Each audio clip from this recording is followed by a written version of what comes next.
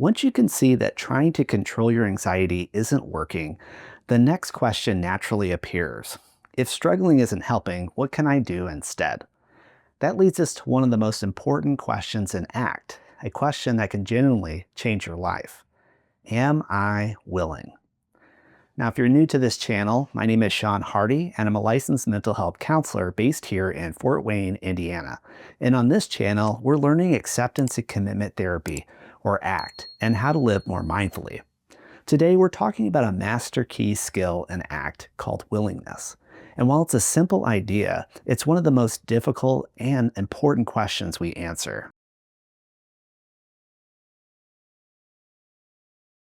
Willingness means making space for the internal experiences you've spent years trying to avoid. Sensations, thoughts, memories, images, without fighting them. Now, you're not agreeing with them, you're not liking them, you're not approving of anything that's happened to you. You're simply noticing and allowing willingly. Because every time you drop the rope, even briefly, you're doing something new with your anxiety. You're creating room for fresh choices, fresh responses, and new learning takes place. This is what we call responsibility, not in the moral sense, but quite literally, your ability to respond instead of react. Now ask yourself, who has the responsibility when anxiety shows up in your life? Well, if you have willingness, then that makes you response-able and have the ability to respond according to your values. And the ability grows the moment you stop organizing your whole life around whether or not anxiety shows up. Willingness isn't passive. It isn't resignation. It isn't compliance. Willingness is an active openness. It's standing with your arms wide open, physically or symbolically, and letting whatever shows up inside of you be there, without immediately trying to shut it down or get rid of it. You don't choose anxiety, but you do choose your posture toward it. DBT, or dialectical behavioral therapy, has a practice called willing hands that demonstrates this posture toward whatever you're suffering with. It's open hands out like this, and it represents to yourself that I'm open to receive whatever is placed in my hands. Willingness creates space. Resistance collapses everything inward, and you no longer want to receive with openness, but clench your hands towards whatever feelings that you wish that you could hold on to. It's like the boy who got his hand stuck in a vase. He called out to his dad to help him get unstuck. His dad tried to pull his arm out, but it didn't budge. Exasperated, he said, "Just put your fingers together like this and slide your hand out." The boy looked up to him and said, "But if I do that, I'll drop all my pennies." Whatever you're holding on to is going to keep you stuck. Think about jumping into a cold pool. You know it's cold and it's not getting any warmer. Likewise, you don't tiptoe into willingness. Willingness is a doing. It's a leap, even when your mind screams, "This is too much. I can't handle this." Not now. When my friends and I were younger, I think we were preteens or teens, we did tricks on our rollerblades, and we slid down rails, we jumped down stairs, and my friends loved to say to me, "Sean, I'll do it if you go first." And without hesitation, I chose willingness every time, just to get them on the hook so they had to try afterwards. You know, willingness is contagious. Willingness is choosing to be open to your experience exactly as it is, instead of turning away. And the moment that you make that choice, even if it's tiny, even if it's shaky, you've done something starkly different than what anxiety has trained you to do in the past. And that is growth. People often say, "I'll be willing when I feel less anxious." But that's not how it works. Willingness is a muscle, and it has no butt. Now let me explain that. It grows in the presence of discomfort, not the absence of it. Every time you face your inner world with openness, even for a few minutes, you weaken the hold anxiety has over you.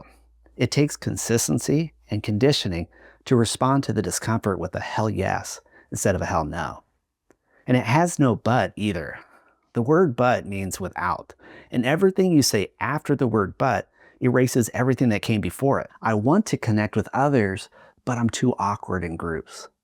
I want to get promoted at work, but I'm too shy to share my ideas. I want to go to the grocery store, but I might have a panic attack. You see, that's a big but, and no matter the value that came before it, you're going to go without it. Willingness replaces buts with ands.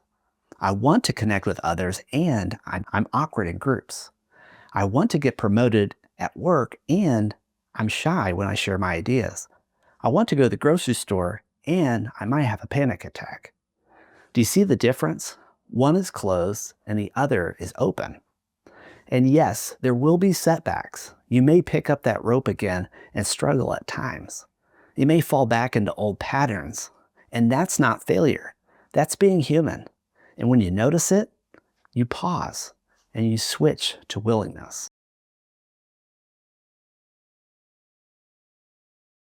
Imagine two light switches in front of you. The first one is labeled anxiety. This switch is not yours. You don't control when anxiety turns on or off. If you could flip it down, you would have done so years ago. The second switch is labeled willingness. This one is yours. You can choose to flip it on or off right now in this moment. When willingness is on, it means I'm open to experiencing this anxiety without forcing it to leave. When willingness is off, it means I'll fight and resist until this goes away. Only one of these moves you toward the life that you want. Just take a moment to picture your hand reaching out and gently flipping the willingness switch on. That's it. That's the whole move. And don't be fooled. Doing is not the same as trying. And for this, you'll need a pen. A lot of people say that next time I'll try to be willing.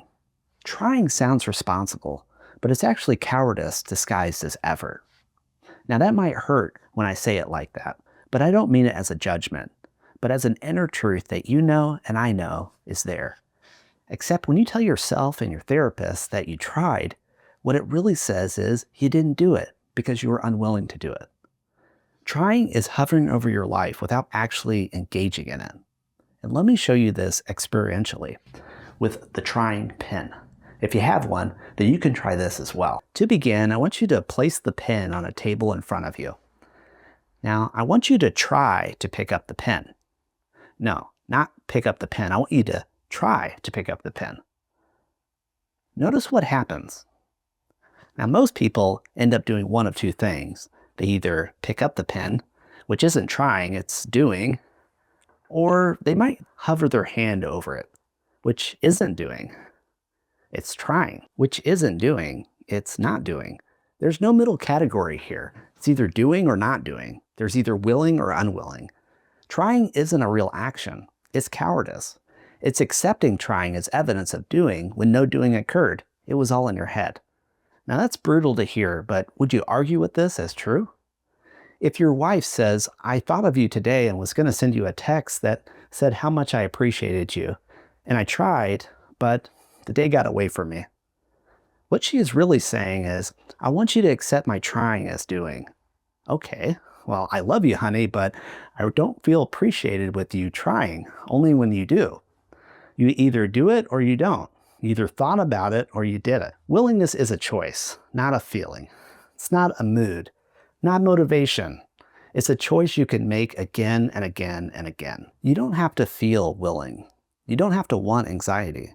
You don't have to like it. And you don't have to approve of anything that you've been through. Willingness is not cognitive acceptance. It's behavioral openness.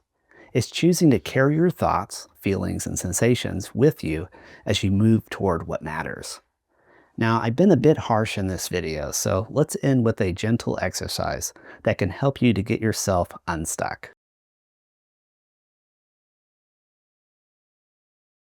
So I want you to sit comfortably. Cup your hands together in your lap, palms up. Feel the warmth and openness there. Think about all the things your hands have done in your life. Working, creating, comforting, holding, helping. Now imagine a small piece of your anxiety, just a feather-sized amount, sitting gently in your hands. Let it rest there. Don't judge it. Don't push it away. Don't analyze it. Just hold it with kindness. Notice how it feels to let anxiety just be present without fighting it. Notice your breath. Notice the warmth of your hands. Notice the ease that comes from not having to resist it. When you're ready, imagine releasing that small piece, letting it go like a butterfly, and reminding yourself you can hold your anxiety gently and allow it. You can choose willingness. Willingness is the doorway to freedom, but willingness needs a direction, a reason, a deeper why. In the next video, we're going to talk about values, how to clarify them, how to use them as your compass, and how they create a life worth being willing for. I'll see you in the next video. Remember, your journey towards a more purposeful and mindful life begins with a single click.